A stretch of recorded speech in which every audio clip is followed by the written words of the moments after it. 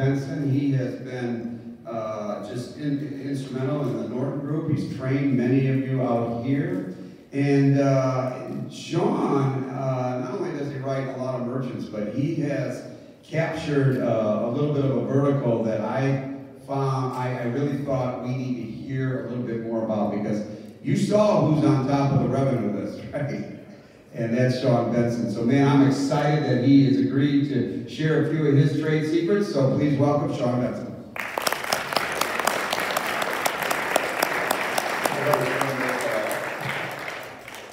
All right, how's the voice? Well, Great. other than the obvious, last night I'm a little hoarse.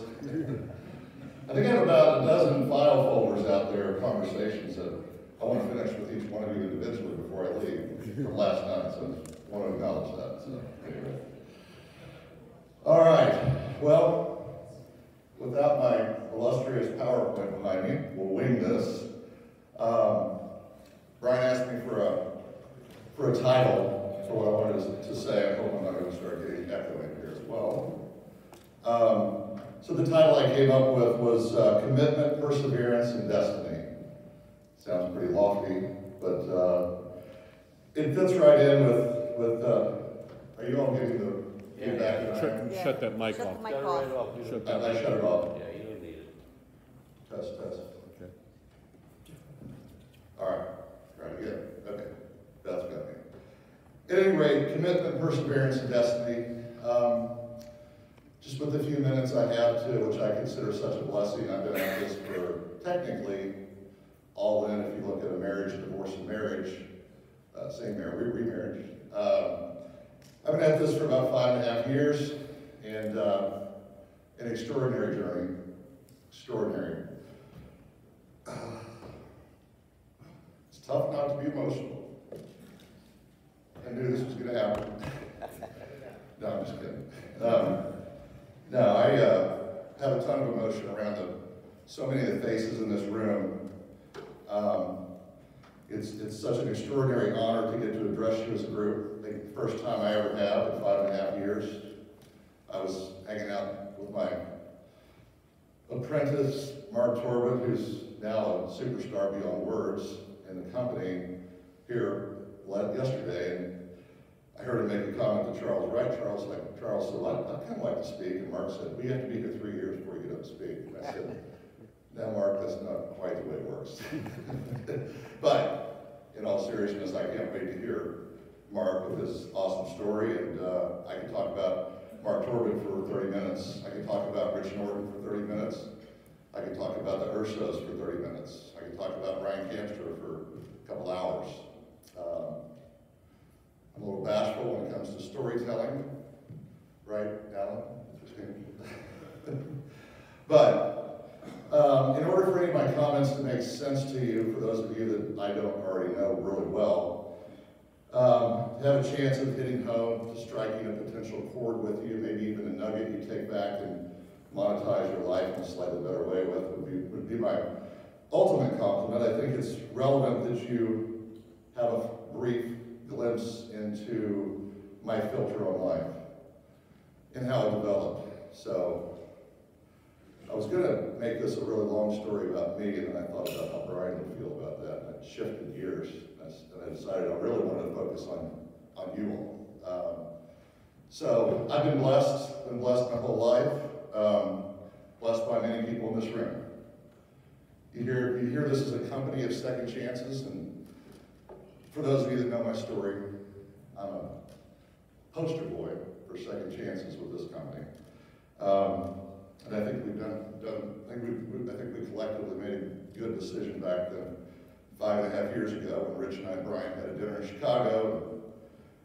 We laughed and cried a little and hugged and said, let's leave anything of any baggage behind us, and let's just see what can happen. And boy, it's been a hell of a roller coaster ride. And again, I thank you, Brian and Rich, for giving me that chance. So my childhood experiences were incredible. I have parents that you would get sick and tired of me bragging about if I had the time. I don't have a single complaint about my childhood. I can't look back and give you a single thing that I wish my parents would have done realized most of my life. That's a very unusual thing to say.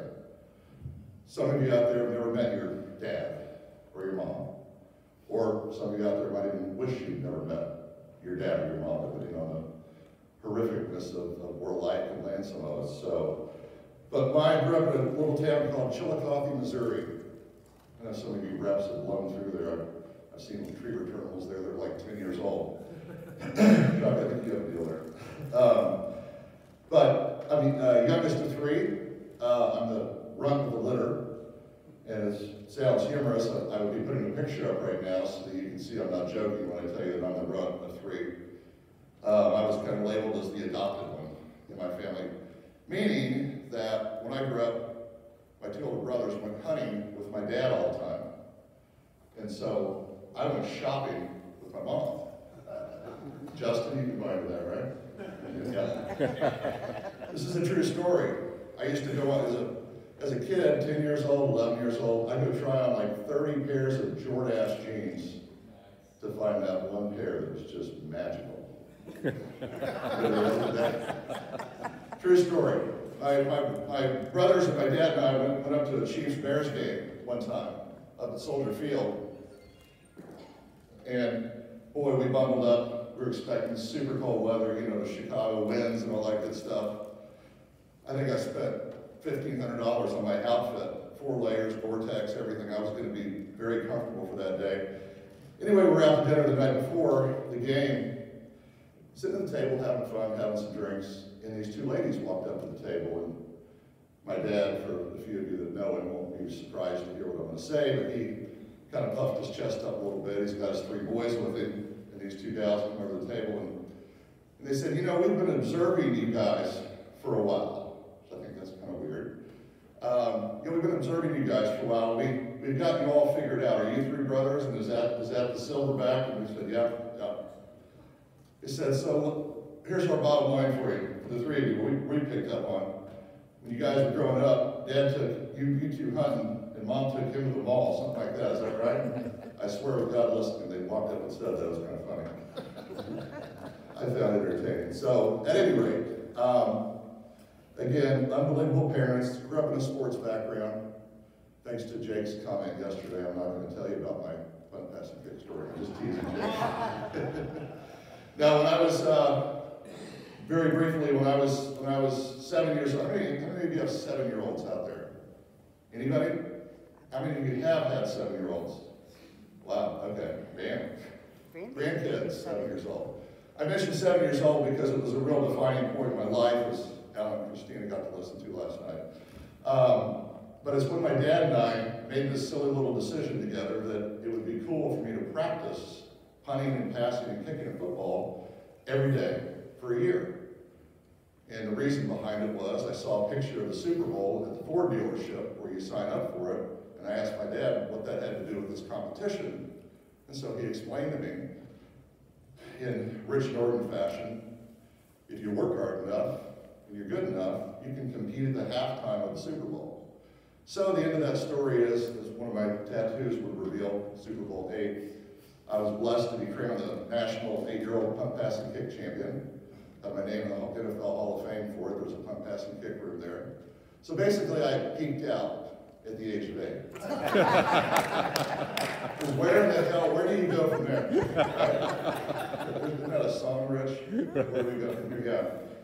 But it's true. It's unique and it's true. We each have a unique story.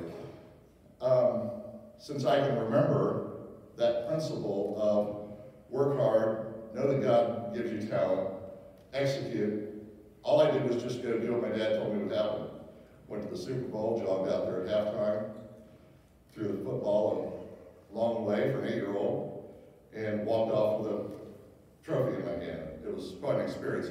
I actually have a picture of standing by Pete Rozelle, but you all can't see it, so we'll keep moving. So, as Brian said yesterday, isn't it awesome that we're not all green leaves? There's so many people in this room that I've had the blessing on this trip to already connect with. And I'm scared to name a single name because I wouldn't want to leave anybody out. But I want to acknowledge the office, our office. To be candid, originated as a very active, passionate trainer in this business. I spend about a third of my time training people. I spend about a third of my time selling, and the other third of my time is for my wife. So, pretty good schedule for everybody, and it works really, really well. So, can those of you that aren't already there, get there? Well, obviously. One of the key questions in my head, in my life, is two questions really, as I kind of transition here into some sales training stuff. Question number one is, what do you really deserve? In your heart of hearts, what do you deserve to have in your life? For those of you that have procrastinated,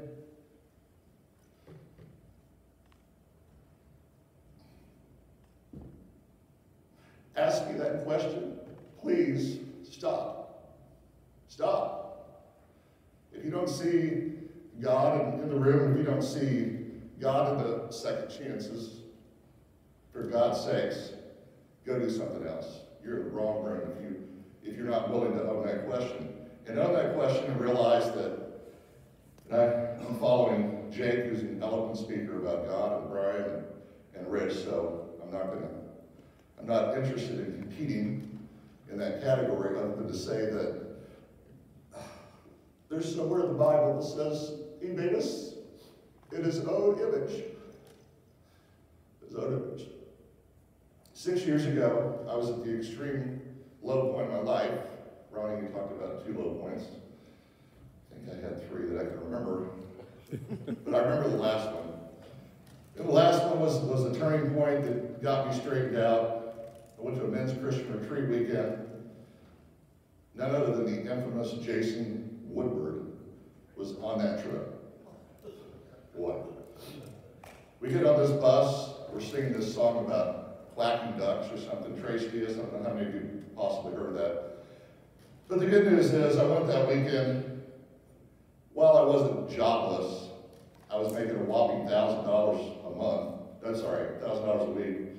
Had a Jeep the guy let me drive, because I convinced him that I could probably go out and sell something for him. It was just something to survive at that point. My poor wife, Shell, was having to put up with all that. So we blew apart.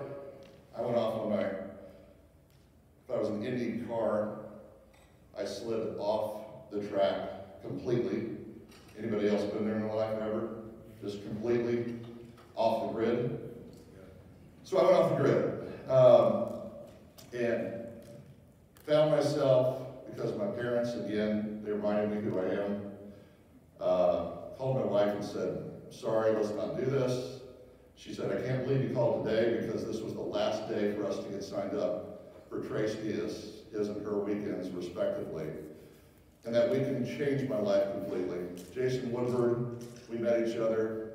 For those of you that know Jason, he's a character, to say the least. But we met each other, we became Hans and Franz for the weekend. That was our little shtick for the weekend. So, Alan, at least you didn't have to listen to that last night. but he said, Sean, I've got your answer for your career path. And I met the guy on a men's Christian retreat weekend. I'm praying for a real job. So do the math there. Do I think that's destiny's one of the pieces of my little talk here? Do I think it was random? No. Do I think it was God, destiny? Absolutely, 100%. So again, I hope to share enough about my perspective so that you do understand my filter. Because this business for me was my last first dance in business. And those of you that know me, that I've had the blessing of working with, you know that's a very true story. And I think you can be pretty dangerously awesome in your quest to be successful in this business if you can get out of bed in the morning and your self-talk is, this is my last first dance. There is no plan B. There is no, let me see if another opportunity comes along in a few months. Ironically, I've had more of those things happen than I have in my whole life since I've been with Retriever, and I have a blast hitting delete or saying no thank you every day. It's definitely no longer about money for me. My passion is empowering other people. They're not only in this room. I have 2 new hires that aren't even here yet. But for me, it's all about having the opportunity to pay it forward in life and in business. And I'll eternally pay things forward. Well, I had the blessing of being in the NFL Hall of Fame. Many of you sitting in this room are in my personal Hall of Fame, starting with Brian Kemstra. So, gosh, sorry about the emotions, guys. Commitment. Commitment, perseverance, destiny. That's what's supposed to be up on the screen. Commitment. There's 5 attributes of commitment that I've adopted in my life, and I mean adopted, plagiarized from studying all the greats out there. Those 5 characteristics are being committed to yourself. For the few of you that might want to take a note or two, they're new to the business especially, I hope you catch this. Commitment to the self. Commitment to others, to people. What does that mean? Commitment to the organization. Commitment to the truth. That can get a little uncomfortable for some of us, right? All of us, maybe it's the time. And commitment to leadership. 5 characteristics of commitment. So what do I mean by commitment to the self? How much work do you put in to develop you? For those of you that have bothered to make a plan for 2021, I pray to God that part of that plan is developing yourself. Lou Holtz says once you leave college, the only way you can become any smarter is to read books.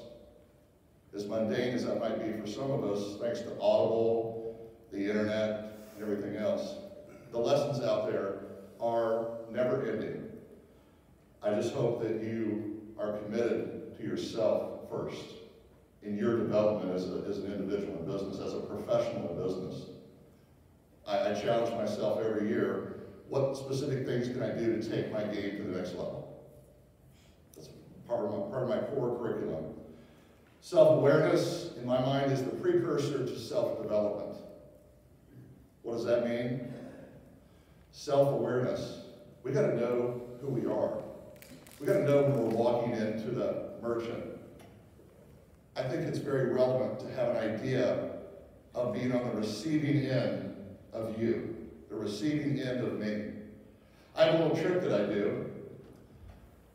Did this decades ago, and I've never quit doing it. It's such a habit. Chuck, I love a couple of your nuggets yesterday. This is one of my little nuggets that might actually help some of you take your game to the next level, starting when you get back to sell. And that is, every time I don't sit out in my car and dread going into a business. I don't judge anybody that does. I'm weird as hell. I'm also an entertainer at heart.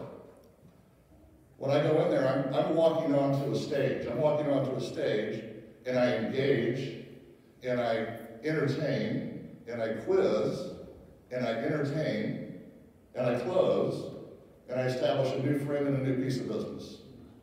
That's about as simple as I can put it. I think part of my responsibility with that merchant is to entertain them. I wanted to be the next Tony Keith, but instead I decided I would make my stage one merchant service opportunity at a time. So I go have my entertainment moments right in front of clients in a very genuine, heartfelt way. But the trick piece, the write down. Every time I walk into a new business, I make that person a family member in my mind. I pretend like either my brother, my uncle, my daughter, my mother, but it's an instant classification as soon as I look them in the eye. I decide who they are, and I talk to them as if that's who they are. They're just not aware of it. Does that make any sense? Yes. So, how many of us have heard that 80 to 85% of all communication is what? Unspoken, nonverbal. Well, I buy into that one in a big way. So I figure if I walk in to meet Mark and I don't know him yet, but I talk to him as if I care about him because he's a family member, I have a feeling I'm giving myself a little bit of an advantage in the energy that's coming out of me. So that's how I cold call. Rich, you've got your own style, which is genius. I just make them a friend, make them a family member. Again, I'm just talking about how I posture my body, how I open my mouth and close it and open my ears.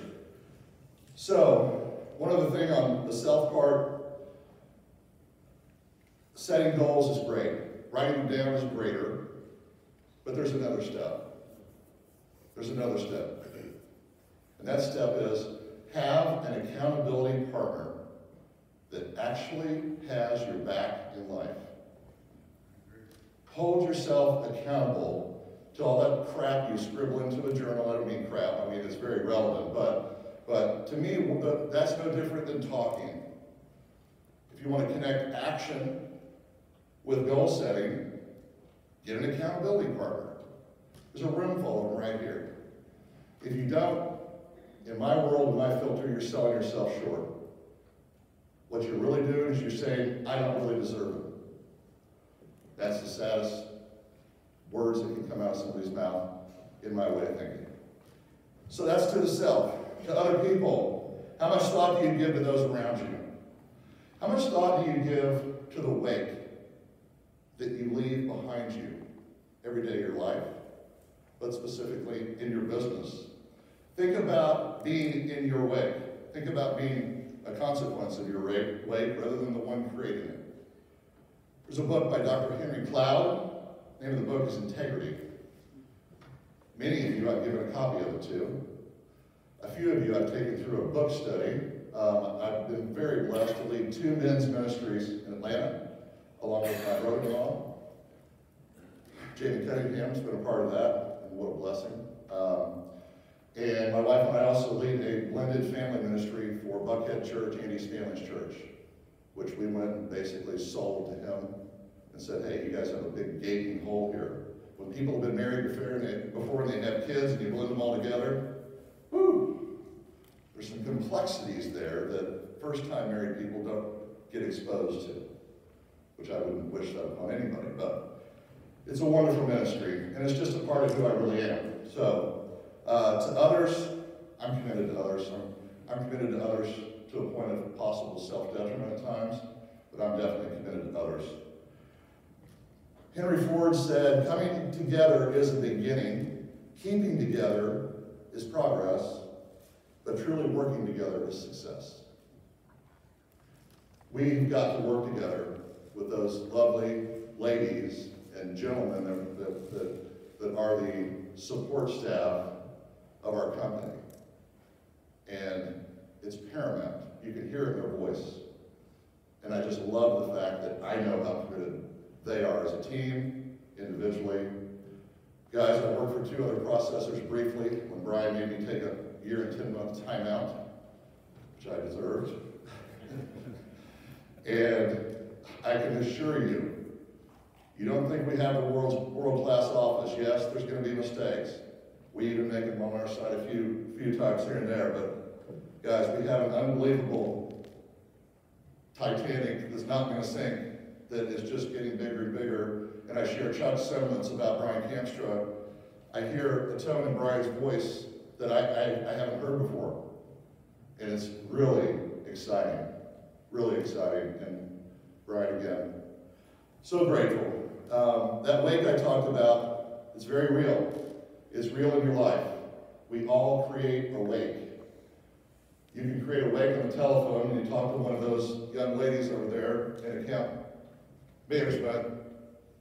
You can ruin one of their days by making some dumbass, stupid comment and bitching about something. Let's call it what it is.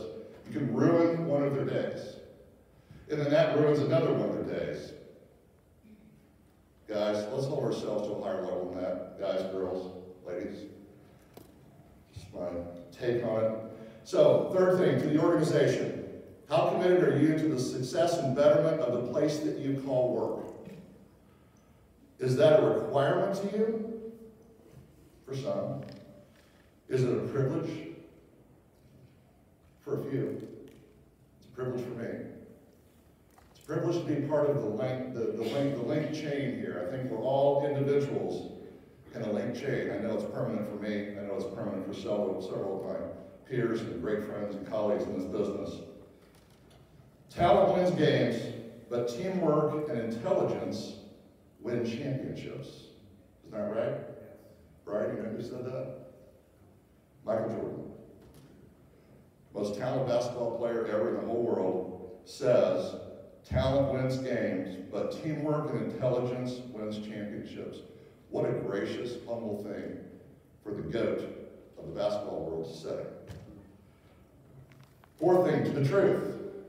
How much do you tell and invite the truth into your life? No judgment on my part. A question I think every one of us should ponder as we start our next year here to embark on a record year for 2020. Thomas Edison said, if you tell the truth, you don't ever have to remember anything.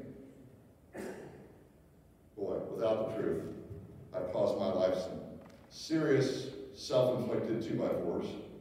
The scars are there under this reasonably attractive forehead. So, leadership, how often do you answer the call to lead? Well, I know Brian Campster did 20 years ago, and I'll tell you what, I'm one happy SOB that he did. Just can't fathom. Right now I'd be clicking through 4 or 5 pictures, a picture of my daughter with her new car she got last year, a picture of my son with the new car he got last year, or I can go to this year, show you a picture of my third daughter who got a new car, or I can show you a few of my toys and brag about having some nice things monetarily. They're all just fun tools.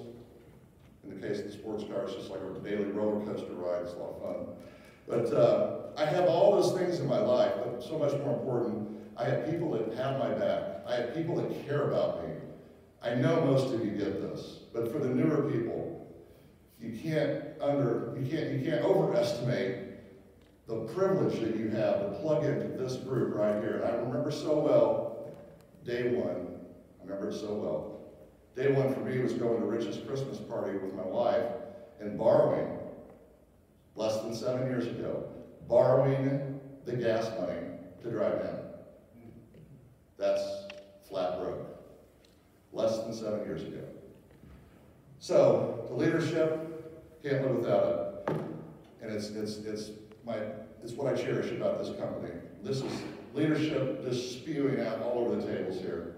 Man, it's such a blessing to be part of it. 10spokewheel.com, that's 10spokewheel.com. I'm sharing that with you because I have some selling principles that I use to teach. I consider you all my family, and I'm in the process of investing more time into that website, and I bring it up appropriately because if you have a system to sell, awesome. If you don't, if you're winging it, if you're walking in and your game plan is take their temperature, try not to piss them off, try not to get kicked out, and if you're there for 5 minutes or more, chances are you might get a deal. I mean, if that's all you got going on, go to my site. I'd love to help you. I don't mind. This isn't a money thing. I'm telling you, my retriever family, at least check it out. It'll give you a thought process. And I'll tell you real quick, as I'm going to wrap up, what it sounds like. So here's just a fraction of it. I think it's relevant. Chuck has his style. His intro is amazing. Some of my new guys, Kenny, guy that introduced me to my wife and my agent. Kenny, we sat down and I said, look, go into every business that I said, I'm adorning you the state auditor of Tennessee. You are now the official merchant watchdog of the industry. Go in, call them business owners, tell them who you are, and tell them they no longer have a legal obligation to go through a third-party reseller. That legal obligation has been stripped away. Anybody follow that? Does that make sense? State auditor, wait a minute, are you trying to get my merchant service business? No, I'm actually doing you a favor, and I'm going to audit you if it makes sense, if you're eligible. Rich does his reverse qualification thing. Oops. Good. All right. So, sorry guys. So again, 10-spoke wheel, a lot of different ways to cold call. happy to talk to anybody that wants to about that, what I just mentioned, that approach. Here's what it sounds like. I recorded probably 40, 50 of my sales calls with Retriever early on in my career. I recorded them. And of course, the ones that didn't close, hit delete. The ones that did close, put them in a file. I went through them, and I reverse engineered what I was doing. I didn't know, it's just being me. Just whatever comes out. I mean, it's my strategy. It's just so old and stoic with me that I don't sit and think about it. But so what do? Well, number one, I embrace resistance. Now, every one of these categories, you can all sit out there and say, oh yeah, I've heard of every one of those. I would defy you to suggest to me that you've heard every one of them in the order that I'm going to give them to you, which has blessed myself and Rich, and with his leadership, to something I'm incredibly proud of, and that is I've trained the last 4 Rookies of the Year in a row in the Rich Norton Super Group. And I hang my hat on that, way beyond that revenue number. Money's money. But I'm incredibly proud of that. Mark Torres, one of them. And Jamie Cunningham, brand new to the business. In 3 months, the guy banged out close to 50 deals. Hard work. The magic secret, guys, we all say it, get out and work. 10-spoke wheel, embracing resistance, that's the first thing I always do. Mr. Merchant, aside from pricing, would you take a second and tell me why you don't like the business that I'm in? Tell me. He's telling me how to close them. What do you not like about your current provider? He's telling me how to close them. That's what I call embracing resistance. Social and business bonding, in that order. Social bonding, because we're in control, right? Social bonding, business bonding. Football, fish, fish. Tell me, Mr. Merchant, you're a CEO. How did you get from high school to that chair you're sitting in? I ask that question almost every time I go on a call. People love to talk about themselves, right? Social and business bonding. Then I qualify. What does that sound like? Hey, last time you went through this horrific process, were you the one that signed the paperwork? Last time you went through this horrific process, were you the one that signed the paperwork? Qualified, yes or no? If it's a no, I say, great. I certainly didn't come in here to try to sell you anything today. Since your wife handles it all, get your calendar out, and I don't ask for him to get back to me. I force him to give me a time to meet with his wife. And I mean, I force him to. I'm not leaving there without that appointment. So, if it's a yes, I go to the next step in my head, which is education. Do you mind if I take just a second and explain to you where your money's going in this merchant service thing? Can I take just a second and give you an explanation? Because you don't know, do you? What kind of answer do you suppose I get on that one? Do you think they like the idea? Think they hate it? All right, I need something feedback-wise. They love it. Of course they want to be educated. Education's a huge piece of it. Then I dig for more pain, because I took them, the embracing resistance puts people in a very emotional state. By the way, that's where people write checks, not from an intellectual state. They write checks and they say yes when they're feeling emotional. So I put them in an emotional state. But then the education about where the money goes, that's a very intellectual pool to swim in briefly. And then I bring them back and I put them back in pain again, as David Sandler would say. And I do that by reminding them what they told me about what they don't like about the business. Brings them back to a state of emotion. I have a flyer that I use for a business card I customized a long time ago. I write the math out on the back for them. I give them an all-in percentage number only. That's the only thing I sell. I don't talk about BIPs, flips, bin fees, on-file fees. I talk about, on average, I'm going to deliver X all-in percentage. I'll leave that at that for now. And then, at that point, if the deal's done, it's done. I bottom line it. Is that relevant to you? What would you like me to do next? Game over. Then I say, one magical question I think will be magical because it's certainly allowed me to do bigger deals. Just out of curiosity, now that I've helped you, who's the biggest single business owner that you know? Most of you say, you know anybody else that can help, right? We've all said that. I just tweaked the question shortly after I started Retriever to, who's the biggest business owner that you personally know? And I asked them to call that person at that moment. And that happens at least half the time. So, Brian made a comment about bigger deals. Incredibly blessed to have probably a once-in-a-career type bigger deal. And it was easy. Piece of cake. One call closed, 20 minutes. I'm lucky. Actually, it was 3 years of blood, sweat, and tears. I went through 3 different proposed scenarios with these people. I took 3 different groups of people in. I think Jim Overman even had a conversation with me about that one at some point. and I persevered. I committed to it. I persevered. I wasn't taking no for an answer. Destiny. Love you all. Thank you all for listening for a few minutes. Such a privilege to get to address you guys, and you're my family, and I love you all.